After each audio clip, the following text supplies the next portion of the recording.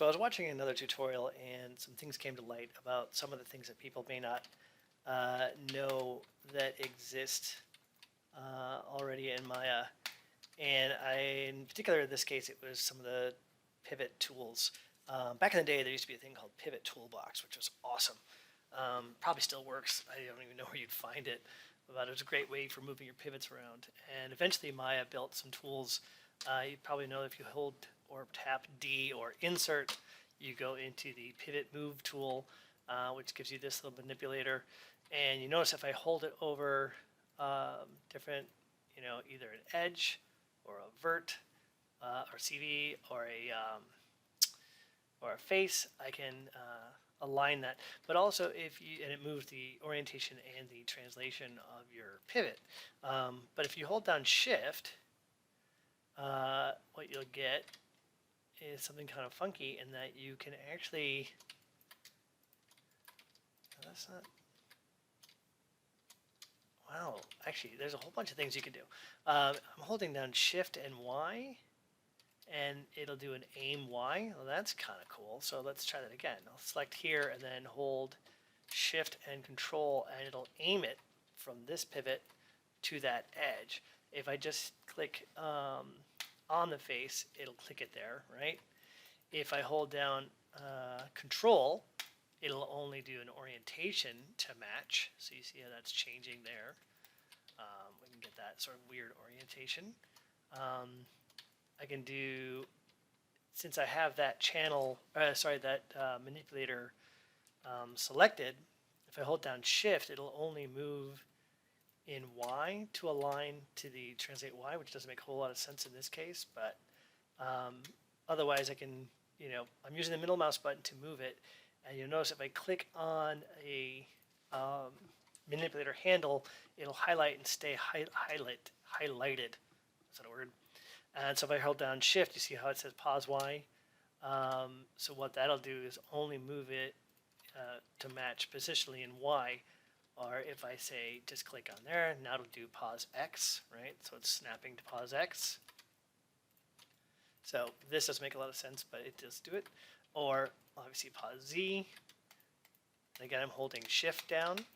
But if I also just grab that center there and hold down Shift, it'll only do positionally of the pivot. And if I hold Control, it'll only do the orient, or if I don't hold anything, and it'll just go right to it. Now don't think that that's centered, because you'll notice it's not. But what I can do to get this centered where I want it is I can center it on that green face there, and then I know I want it centered on this blue face.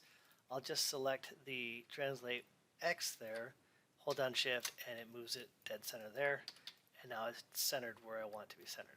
Notice though, if I do right mouse button, and I go to reset, it's actually going to put it there. And the reason for that is it's running basically a center pivot command, which is where if I run the center pivot command, puts it in the same place. Things to watch out for. Now, the thing that's happening when you move that pivot around is you're actually changing channels on the object. So if I go into Windows, General Editors, Channel Control, Maya has a whole lot of channels that aren't normally shown in your channel box. Now this is something that's sort of a semantic thing, but channels are attributes that are keyable or show up in the channel box. At one point, the being in the channel box but not keyable did not exist, so we got to kind of take this on legacy. So if you go to your attribute editor, you see a whole lot of channels and stuff like that you normally, attributes. You see a whole lot of attributes that you normally don't see in your channel box. So channel box is just ease of access, get those channels, key them, do whatever you want. And attribute editor is a deeper dive into whatever you're doing. A big complaint between the two, though, is that the channel box, you can have a whole bunch of objects, right? And if I select all of these and say type in 50 into rotate Z, they all go. Whereas if I have them all selected, I'm in the attribute editor and I say, let's scale this by 2. So it only does the first selected object of the group, or the one that's highlighted green. Sorry. last selected object of the group, right? So I do this again. Oh, that's even stranger. I guess it's the first, because the way that it reads it in the attribute editor. Granted, you would never do it that way, so don't do it that way. But anyway, so in your channel control, you can tell it what's going to show up in your channel box. So I'm sure you've seen the right-click menu to lock and hide, lock, all that sort of stuff. Make selected non-keyable, or make selected keyable, which is weird, but that's a whole other thing. But if you're doing a hide selected, that used to be a setting called the non-keyable, and that's what you're looking at over here in the channel control. You have the keyable and you have the non-keyable, and then you have keyable but displayed. So if I take my rotates and say hide them, they are, I gotta refresh the window there. You notice they're no longer in my keyable, they're somewhere in my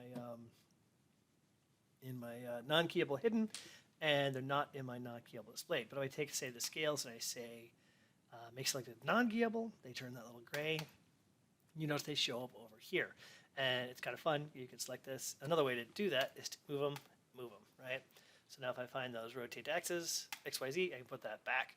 But the reason I'm in here is I wanted to go and grab my rotate pivot translates and my scale pivot translates. Right? So by default, well, actually, let me zero this guy out. He's zeroed out. And let's center his pivot. Cool. And actually, let's go snap to grid center there. Cool. Yep. And freeze that. All right. So when I'm at 0, 0, absolute 0 of my object, and the pivot is at absolute 0, you can see how this all lines up, right? So if I take this and move it, you're very familiar with this.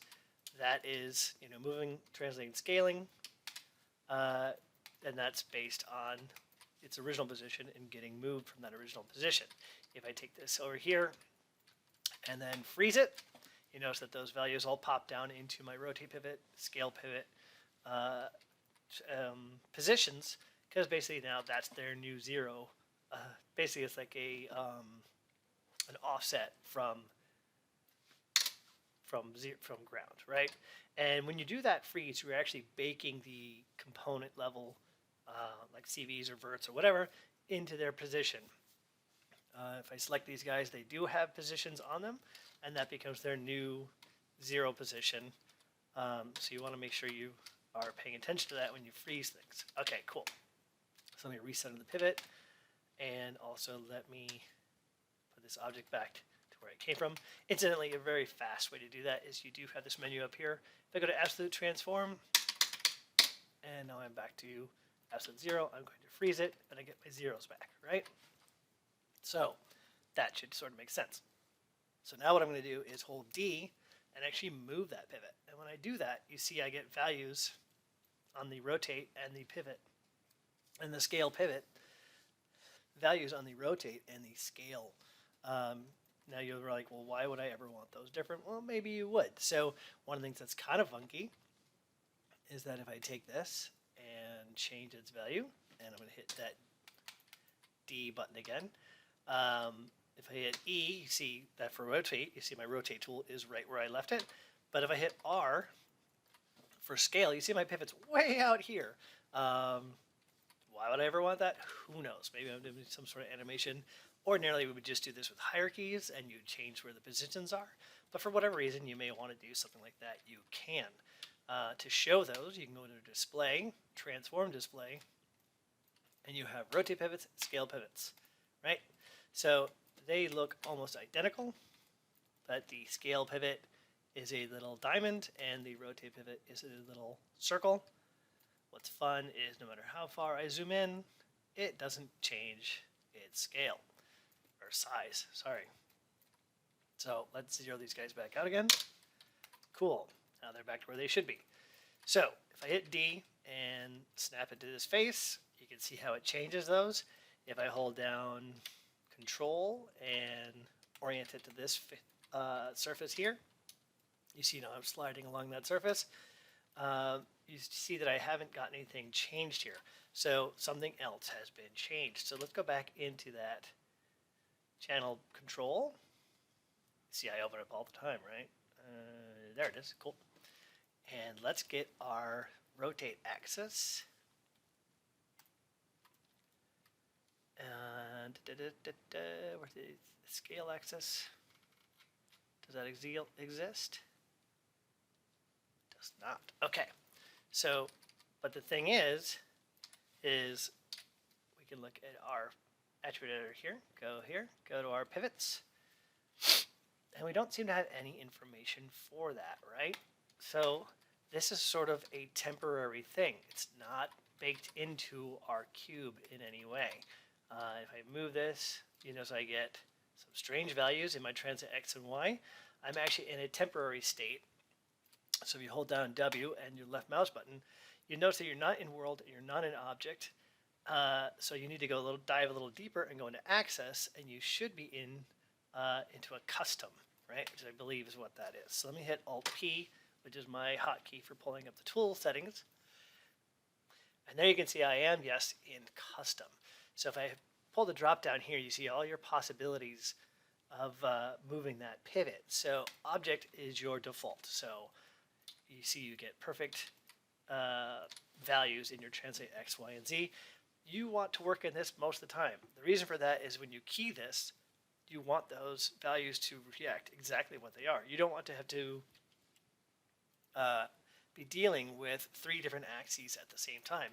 Now that if I go back to my custom, it's nice. It's great that Maya gives you this. But now if I move this, you see I get some very wonky translate values in there. That's not great. When I go and try and edit that in my graph editor, it's going to be a mess. It's basically the equivalent of when you're working in, say, well, even in object mode. You know, if I could take my object and then I go to rotate it, you know, this is sort of a gimbal issue based on Euler angles and how the math works. This isn't your true rotation of that object because there's a hierarchy to your rotations. So it's the same thing when you move your pivot around like that and roll your pivot around. You want to be really careful of this stuff. So anyway, if I go in here and go into go into gimbal, you can see what my true rotations are. And that's sort of the same thing with your object space on these controls. So these are just helpers that Maya gives you. Helpers that confuse a lot of people, but helpers nonetheless. So they do give you extra control to what you're doing, and you know, so you don't go. You see, you can get what you want basically, and then as long as you know, then you're good to go. So I'm going to hold down D and reset my pivot. So you see it actually goes back to 0. It is doing it based on centering, I believe. One way we can test that is I'll grab this face here, grab it, poke it way out, and I'll hold D or tap D and do reset pivot, and look where my pivot went. It jumped way over there. That's basically resetting. That's not resetting my pivot. That's centering my pivot. I wish they would just call it that, but I didn't write the software. All right, so go back here, D, reset. Not great. So incidentally, there are ways to get that pivot back. There are some great tools out there. What I'm going to do real quick, if Maya will let me, there we go, is grab my vertices, and I have a little tool for finding center. So it just puts a locator there. I'm going to grab my object, hit D, and basically hold V and snap it right to that location. And you'll notice that my rotate pivot and my scale pivot get moved at the same time when I move that D, when I hold down the D for moving my pivot. You do want to be a little careful of that. Just keep an eye on that. It does. I've seen scale pivots bounce, so they're not in the same place as your rotate pivot. This leads to unexpected results, as they say. So just be careful of that. All right. So the thing that is nice that you can do is I can take this guy and let's say I got this object from my modeler, or I am modeling it, and I'm like, they freeze the transformations. We notice a whole bunch of stuff has happened now. So now that my axes, even in object space, and also in gimbal, there we go, are not aligning with the object as I want them to. This is not a great rotation for this particular object in this particular case. Even my object space looks bad, and you'll notice there's no difference between object and world. It's because I did freeze transformations to world or to your parent. It's a whole nother thing. Anyway, you can get this back. So if I hold down D again, I'm going to snap this here. or I can snap it here, it doesn't really matter, and then put it right about there. And that's what I want. But remember, we are now in custom. We're not in also for axis. So for translation and for rotation, we are in custom. And that is the custom value right there. You're looking at it. If I want to put those translations back to my cube as was intended, they have a tool for that. So I can go to Modify, Bake Pivot. I'm going to open up the option box just because why not? And you see I have position, orientation, or both. So actually there's sometimes you might just want to do the orientation and your position, that's your 0 position, but you want your orientation. So let's apply that and see what happens. So you notice that I get rotations on my channels. So that's super cool. So if I look at my object rotations, you'll see they now align with what I would expect, which is great. Even if I look at gimbal, oh, my gimbal's a mess. Ha! Well, I wasn't aware of that. That's good to know. Basically, that gimbal is coming from the rotations that have been put on there. I guess that makes sense. So if I zero this guy out, go to my gimbal should look right. So let's undo that. Cool. Oh, I undid too far. All right, it can also just unbake by position. So that'll give me my position in space based on its parent. So that's, again, if it was parented and the parent was moved, that would be an offset. But since I'm in world space, it doesn't matter. And if I zero that out, it goes back to its 0 position, right? And of course I can do both, which is the default. Big pivot, and now it's as if my pivot was back to where it came from originally, and you see that my pivots are all zeroed out. And if I zero my channels, it goes back to 0001 and also into the origin of the of Maya, basically. Another thing to be aware of is that when you are moving these objects around in space and stuff like that, and let's say we did want this to be our new zeros for translation, but not rotation, and we want our scale to be defaulted as well, you can actually freeze just translate, rotate, or scale if you want to not, if you want to keep that rotation the way it was. Whoops, did I undo that? There we go, good. But you do want the translation and the rotation, translation scale zeroed out. You can do that as well. Okay, so the next thing I want to do is look at snap aligning some objects. This is something that, depends on what you do. There's a lot of great scripts out there. I would probably go the script approach, to be honest. But it does exist in Maya. People always get mad about this and say it doesn't, but whatever. I'm going to go in here and create a bunch of objects, and I just want to put them along this surface. Now there's a very funky loose snap, I'm going to call it. If you go into modify and go to your match, let's see, what's it called? It's called, I always get it backwards. I'm going to call it the snap together tool. Yes, okay. And what you can do is you can click on a face of your object that you want to snap. You notice I get this little blue arrow on there, and then I can click on the face of another object, and I get another little blue arrow, and I hit enter or Y, and it snaps it to that surface. Pretty funky. And I'll do it again, and I'll do it again, and it's literally wherever you put it. There's no like centering or anything like that. It's just popping it onto the surface based on the normal of the face. So it's sort of a sloppy align tool, but it does align things. So depending on what you're doing, that can be very handy. And now, of course, once I'm there, I am in that space, and I can snap it however I want. And it is based on the orientation of the object. So if I was to roll, if I was to roll this and do that again, it's going to keep its, it doesn't know rotational axis. It's just kind of funky. But it's cool, right? It's handy sometimes. Let's get rid of these, zero that back out. Got my pivots messed up again. And did did I do that? I'm going to have to go back to the tape on that one. Another thing I wanted to look at, and this is again with these pivots, is there's a super cool tool that you need to be careful of. If you go under Modify and you go into your transformation tools, actually no, sorry, you can do this with Rotate. So if I go to Rotate, there's a couple things I can do. One is called Selection. Normally you're on Default, which these, as far as I know, they aren't in your marking menu. Could be, but I'm not sure. Anyway, what I'm going to do is create a locator and put it over here. And what I can do is in my rotate, I can put it on selection. Oh no, sorry, let's put it on manip. That's the one I like. And now I can actually rotate my object from that locator position, right? Which is super cool. The thing you want to know though is when you were using this by default. You saw me just turn it off. I'll turn it back on. There's a thing called modify translation. So when that is off, and I do this, actually I'm going to do this twice. First I'll do it by, let me duplicate this guy, slide him over, duplicate this, slide it over. Cool. So first I'll do it with modify translation turned off. I'm going to move this object like that.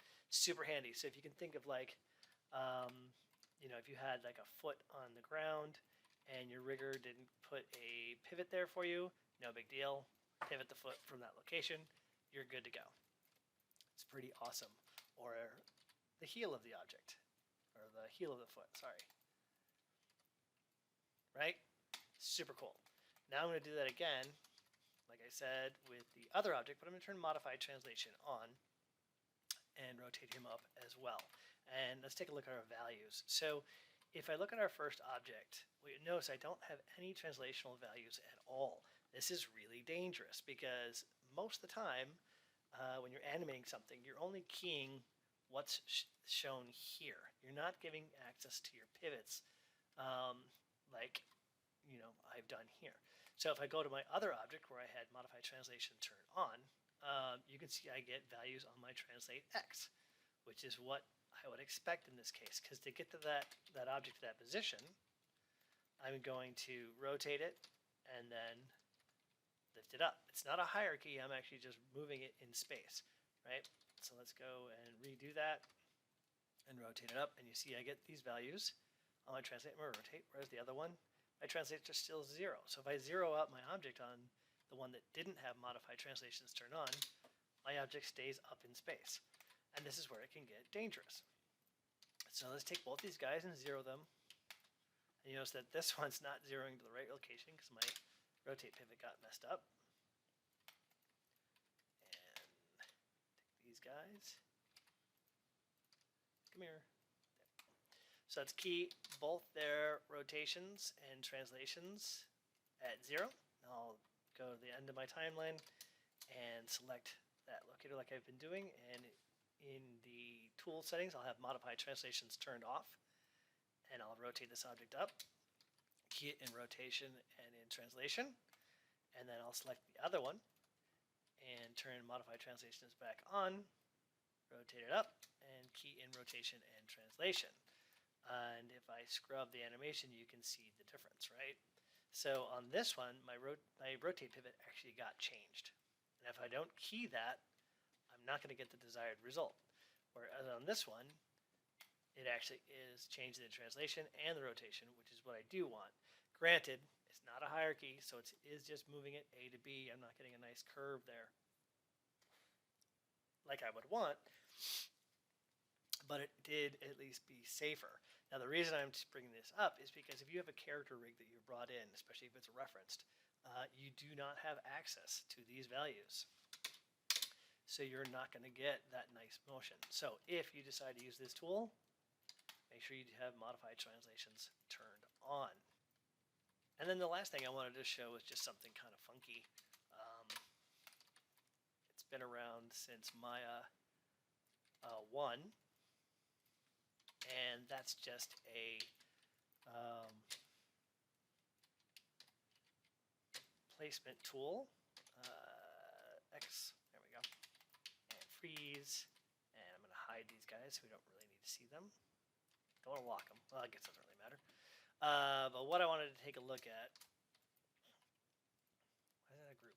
Anyway, so I had this funky little floor here, service I made, and there's a tool that's been around since Maya 1 that I think is really cool. So if you go to Modify Paint Scripts tool and open up the tool settings for that, it doesn't look any different than a regular artisan tool, which is the sculpting or the paint weights tool in Maya. Not the same as the sculpting one, but the original sculpting one in Maya from Maya 1.0. But if I go into setup here, I have a whole bunch of stuff I can add in, and you don't need a script or anything like that. I'm just going to type in geometry paint, and when I hit enter, you'll notice it fills everything in for me, which is pretty cool. And it has memory, so these guys all get filled in. I didn't do any of that. This is something I did before, but basically what you want to do is type in the name of the object that you want to paint, as if you're painting, or well, you'll see. So the object I'm going to use is called cube, which is that, whoops, I can spell it right. And again, this is from Maya 1.0. It hasn't changed since then. It's still very clunky in terms of UI, you know, but you'll see. So what I'm going to do is just paint across this surface as if I was using a paintbrush. And in fact, it is an artisan tool, so it works like a paintbrush. And by default, you're on Create and Modify, which I think is the best way to use it. And that will modify the existing objects that are there, as well as paint new ones. If you go to remove, makes sense, it removes them. By default, you can control the scale, but it won't affect rotations or translations with the brush stroke. I do have a line on. If I take a line off, you'll see that all my objects will be straight up. If I have a line on, you'll see that they get turned. Attach is a little bit, I wouldn't really. Attach basically just takes the top object here that it created, because it creates a group for you, and connects it to your object. So if I move this object around, they're going to stay with it. But if I was to go in here and affect my object, they're not actually attached. That would be super, super, super heavy. You can do that, but that's not what this tool does. So if I go back and select my surface, hit Y to go back into the tool, I can go back in here and adjust this again. I can always go in here and delete these guys and start over. Your grid size, if I make a higher grid size, it's like a density thing. So now if I paint, I'm going to get more density in that stroke. If I make it really low, I'm going to get less density. Makes sense, right? So let's make it like 25, 25. It is based on the scale of your object. So if I scale this guy way up, and I have large values on there, and then I go to paint, you notice that my objects here are really big, and that is because it's using the scale of my paintable surface for a scale. It does look at the UVs of the object, so if they're all scrunched to one side and then have big spacing, you're going to see that reflected in the painting, just like everything else that the artisan brush does. So if you're painting weights, same exact thing. You're going to get something kind of weird there. There is a jitter value, which is kind of funky. You may not be able to see it, but if I paint across here, you can see them. Let me crank up the jitter value. If this was a flat surface, you'd be able to see that these guys are not quite aligning to the surface. If I get a plane here, and let's bring this up, freeze it, delete this history, and then paint on it. You see that it's kind of jittering those guys around. If I turn on the rotations, you can really see how much it jitters them around. And I've used this for a bunch of different things over the years, for random projects that I needed to do. You never know when you want something like this without, diving deep into XGen or even ZBrush or something like that. It is based on your values over here. So if I don't clamp my values, and let's see, if I put like 5 in here, can I do that? Oh, I have a min max. So let's go to 5. crank this guy up. These guys are going to get really big. I can also use the smooth brush to smooth that out. So I want a smooth transition. You see, the more times I hit it, or if I flood it, I'm eventually going to flood these guys into a real smooth. Let me turn jitter off. There we go. Yeah, but I think it's just a cool way to put a bunch of objects on a surface that, you know, it's not exactly hidden, but it's kind of hidden. Yeah, so let's paint a bunch of these guys on there. Oh, that's way too big. Let me undo that. And again, this tool was written in the very first iteration of Maya. So you're talking Maya 1.0, 1997, 98? I don't even know. It was a long time ago. And I have a little sky dome in here. So, I am already in the Arnold viewport. I didn't know. I was in the Arnold viewport the whole time. And I'll just go ahead and render this guy. And you get an idea of what sort of results you can get very, very easily from making some funky little villages or whatever this is.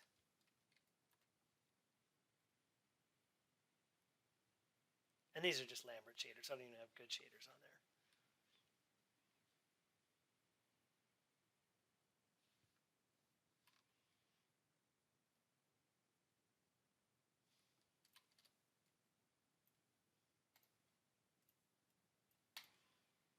And I can even go in there and paint this. Ooh, I made them too big. What's my value at? I don't know. It's the right value.